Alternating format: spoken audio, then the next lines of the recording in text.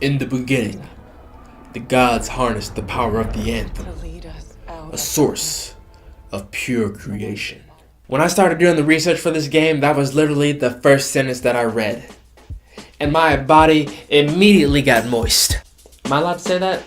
I won't get demonetized, will I? Cool.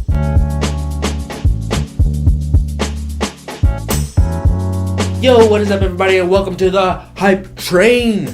I am your host, Makai Vega, and I hope you all had a wonderful Christmas and a lovely New Year. And Santa Vega is coming to you today with another Hype Train. Ho ho ho, and a choo choo choo. Now today's game is a little something called Anthem. And so far, everything about this game looks absolutely epic. This is a game where you and your friends take the powers of many mech suits, flying around the world, defeating giant enemies and little bitty enemies, trying to uncover the power of the so-called Anthem. What's not to love about that? Mech suits? Check. All my friends? Check. Big fat guns? Check. Alright, let's ride. But Anthem appears to be the next big game that is blowing up on everybody's radar. And if EA continues to play their cards right, this looks to be like it can be the next big thing, much like how Destiny was a few years ago. But speaking of Destiny, if you're wondering, wow, this game looks like it's a lot like Destiny, well, that's because it is heavily inspired by Destiny, but don't worry, it is also heavily inspired by other things like Evolve, and it definitely has its own take in the online multiplayer alien blow stuffy up universe. But the difference with this game is that it puts a lot more focus in the mech suits and the monsters. Monsters? Ruh-roh!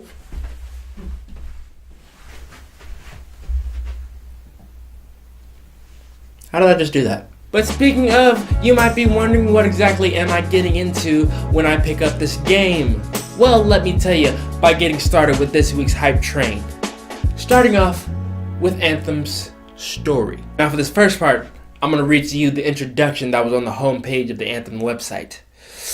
And not the Medicare website, the video game website. If you're going to look this up, make sure you look up Anthem game and not just Anthem. It's a whole different thing. Just a warning. Anyway, in the beginning, the gods harnessed the Anthem, a source of pure creation. Colossal beasts, creatures, and monsters emerged. But before their work was complete, the gods vanished, leaving behind an unfinished world strewn with the instruments of their creation. The power of the Anthem would not be contained, unleashing world-altering cataclysms, transforming and corrupting those that tried to wield its power. Humanity sought a way to survive, so our ancestors created the Javelin exosuits, handcrafted armor that gave us superhuman abilities. Today, the fate of humanity rests in the hands of a small group of Javelin pilots known as the Freelancers. But that sounds like an anime. That's why it makes a good video game. So what we can gather from all this is that you are on an alien planet. When I say alien, I just mean not Earth. So a bunch of other aliens that, they seem to call gods in this, they had this thing called the Anthem, and they were able to wield this Anthem. And they were able to create most of the things in the world. Like they were able to create mountains, and they were able to create wildlife, and they were able to create the monsters. They were able to create people. But then something happened, something cataclysmic happened that caused them all to leave and leave the Anthem behind. And this whatever cataclysmic event has caused the Anthem to create catastrophic atrocities. Atrocities. It's caused the Anthem to create cataclysmic atrocities on the world. These taking the forms of giant beasts and creatures, earthquakes and thunderstorms that just wreak havoc on the world. And then there are us, the little people that are set to live on this world for the rest of their days. How must we defend ourselves? How can we fight against this giant beast of a world? I know how! Why don't we get a bunch of exosuits? Good idea! And so the Javelins were created, and now humans are flying around in these badass exosuits, defeating monsters and traversing the extremes of the world. So in this game, you take the role of a recruit member of the freelancers. You will train how to use a Javelin, exosuit that is, and then you and possibly your friends will fight for the survival of humanity and the containment of the Anthem. Now with a story like that, it sounds epic right from the get-go. But they seem to be putting a lot of focus on these Javelin exosuits. So why don't we meet the cast? There are 4 different types of exosuits that you can use on your journey. Each exosuit has its own abilities and stats and whatnot, as you can assume. Now all Javelins come with an advanced targeting system, the ability to fly, an ultimate ability, and customizable loadouts. Now the initial Javelin you'll start out with will be the Ranger. It appears to be the most versatile and for all-around players, as the Ranger can equip almost all weapons. The only weapons it cannot equip are the heavy weapons, which are built for the Colossus specifically. Now from what I understand, when customizing your loadout, you will be able to choose from a melee ability, an assault ability, a support ability, and an ultimate ability. Oh, and did I forget the grenade gear? So regarding melee abilities, the Javelin comes with a shock mace, which is a mace that has electricity running through it. You'll feel like a Pikachu going up into battle, going like, "Hey, yacha, Pikachu!" But that sounds awesome. What else you got? So as an assault equipment, it has homing missiles, energy pulses, and venom darts. Now I won't go through every single piece of gear here, but you get the point. Most of them are pretty great, awesome, and will deliver tons of damage in the right hands of the right player.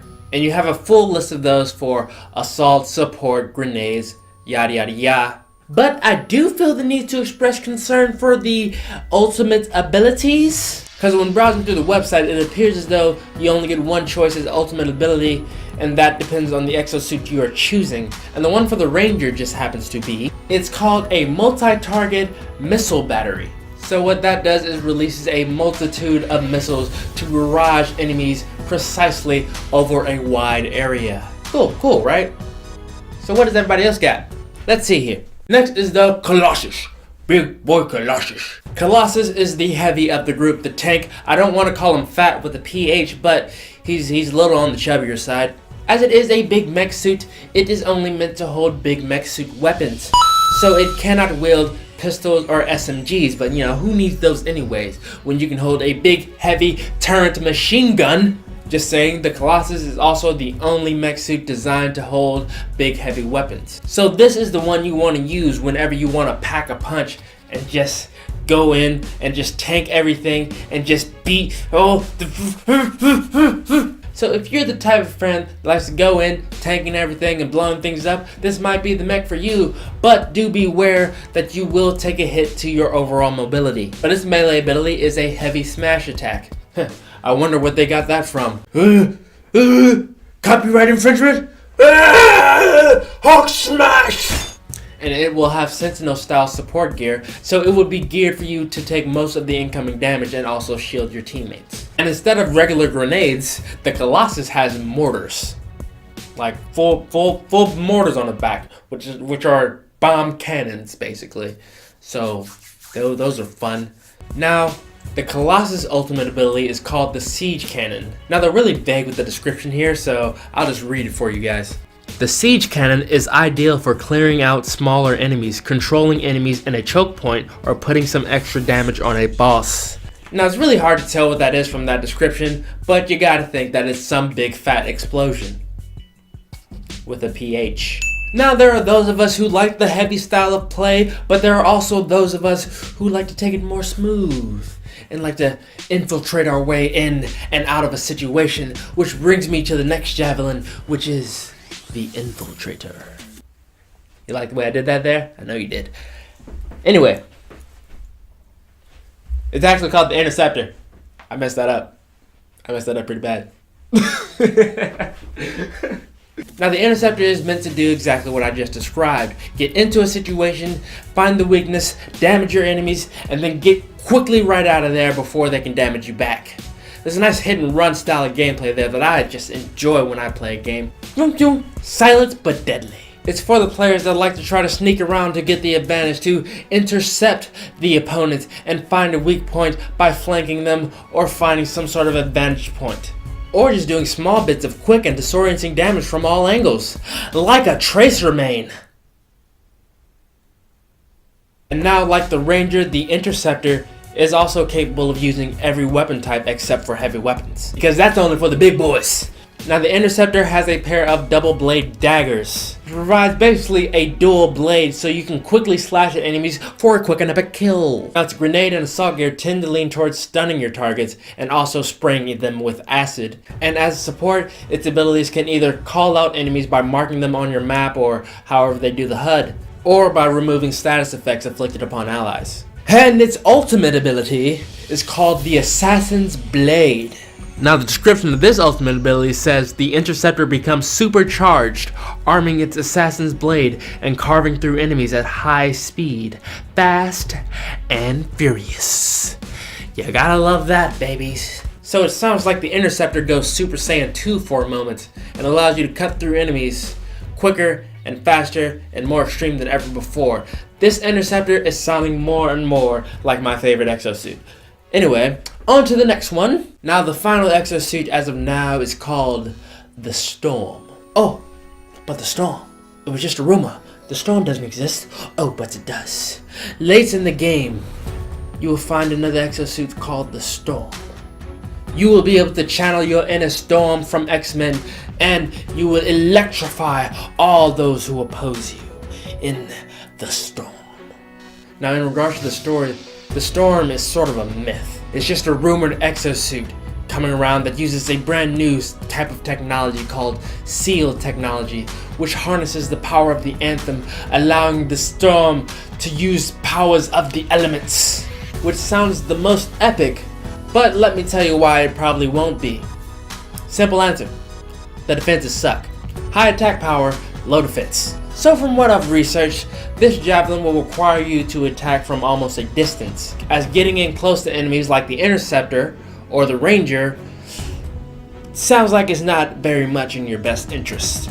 With its elemental power and minimal armor, the Storm has a reputation for being a tempestuous javelin that can spell disaster for even experienced pilots. But don't worry, you should still have a pretty good time raining down the elements from above and far away. I mean, which everything about the Storm sounds pretty badass, but enjoy being that one friend that's just like, oh yeah, you guys go fight. I'll just be over here throwing stuff at them from over here. Yeah.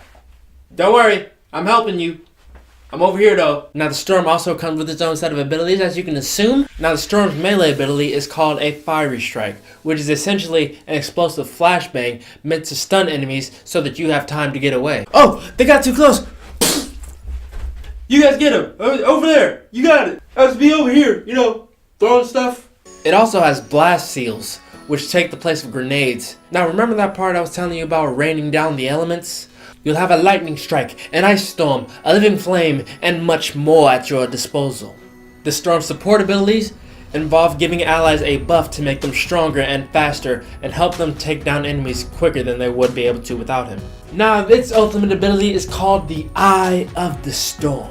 But what I'm hoping it is you turn into Avatar: The Last Airbender and just start flinging tornadoes, rock slides, and fire tornadoes, and water and everything, and just destroy like everything in the path. That sounds like a pretty badass ultimate if you ask me. So when talking about the Javelins, I've basically given you everything about the gameplay, but a few extra notes here. Now the enemies in this game seem to range from colossi to little grunts to giant queen spiders. It looks like this game is very geared towards the heavy boss battle type of enemies, where these giant enemies surface because of the power of the Anthem, and then you have to fight them because they basically appear randomly throughout the world. That's what I believe the guy was saying when they were showing off the gameplay demo for this, is that these giant beasts just exist in this world and you can randomly come across them and they can kick your ass, or you can kick their ass. Imagine being in your Javelin suit just on a regular supply run gathering groceries, and then you're just attacked by a 50-foot pigeon. But we also know that these big bosses will have their own strengths and their own weaknesses that you must gather data on to exploit those weaknesses in order to defeat them. Also, this game puts a big emphasis on teamwork. You can coordinate attacks with your buddies and create these combos that do double or triple or even quadruple the damage if you build a big enough combo just by attacking enemies with more than one type of javelin at one single time. So the ideal way to play this game is to get as many of your friends as possible, each with as diverse playing style as possible, to get in there and damage these enemies with all of your different equipment and abilities, and just build up combos, and that is how you wreck this game. But you could also be a lone shark, a lone player like me. I like to play games by myself, lone wolf. I play video games to escape people, not to befriend them. And last but not least, the map and the world for this game looks to be ginormous. You essentially have an entire planet at your disposal. I don't think it'll be like Destiny where you can travel between planets, but it looks like they have enough of this planet for you to explore to your heart's content and more. There are caves, there are jungles, there are mountains, each with their own set of dangers and enemies, so that you must explore to uncover the power of the Anthem. Now, the developers haven't really given anything else too specific about this world, but expect great things to come in the months leading up to the game's release. Speaking of, do be aware that all of the things that I mentioned before are subject to change as the game has yet to come out. They make a big emphasis about it on the site, so I thought I should mention it as well. But anyway, it is hype rating time. Anthem gets an 8 out of 10 on the hype rating scale. I think Anthem has the potential to be the next AAA big thing. As in regards to the big multiplayer sci-fi scene, Anthem is looking to take the cake here as Destiny is winding down to its final stages. Halo hasn't been a thing in years. There just aren't really any good cooperative, non-competitive games that I can look to play in my spare time. It's really in a spot where it has no real competition as far as the gaming world. So I can see this becoming sort of an underground hit of 2019. Not even underground, but unexpected, The whole idea of the mech suits sound promising, and how these Javelins have their own distinct playstyle that you can switch between. The gameplay looks highly immersive, the mech suits look highly immersive, the entire world this game takes place in looks highly immersive. Along with crazy epic enemies and boss fights, that's all I can really ask for in a great big sci-fi game like this. It appears to be taking elements from JRPGs and Destiny and other massive online multiplayer games to create a big massive world that every player can just get fully delved in. Well, now before I go any further, I want to say that it has all the potential to be this. Now, games have, messed this sort of thing up before, but Anthem looks like it might be a sure thing in a great game, if I do say so myself. But, not like I have any clout or anything, I'm just some guy. I know all my friends are excited, I know I'm excited, and excitement equals hype, and hype equals good. And this also seems like a game that will get plenty more content down the line. What kind of content? I don't know. They might be adding more javelins, more powers, more elements, more anything, more enemies. Another world perhaps even down the line. This game has the potential to be something great and ongoing, which I think is the theme for 2019 and 2018 games, is to have a game that's really ongoing. Addable content that you can just add further and further down the line so people don't have to put down your game ever. I mean, they will eventually, but for a long time. So Anthem is set to release on February 22nd, 2019 on Xbox One, PlayStation 4, and PC. Now let me know something. Did you agree with my hype score? Did you not agree with my hype score? Let me know in the comment section down below. And while you're down there, I want you to pop up, take a look at that like button like it's a beautiful, delicious ham straight after Christmas. I want you to moisten your mouth in anticipation. Then I want you to take a bite out of that like button and hit that like button if you enjoyed the video. Remember, you too can board the hype train by hitting that subscribe button today and follow us as we continue to look at all things hype from now to the future. Next time on the hype train.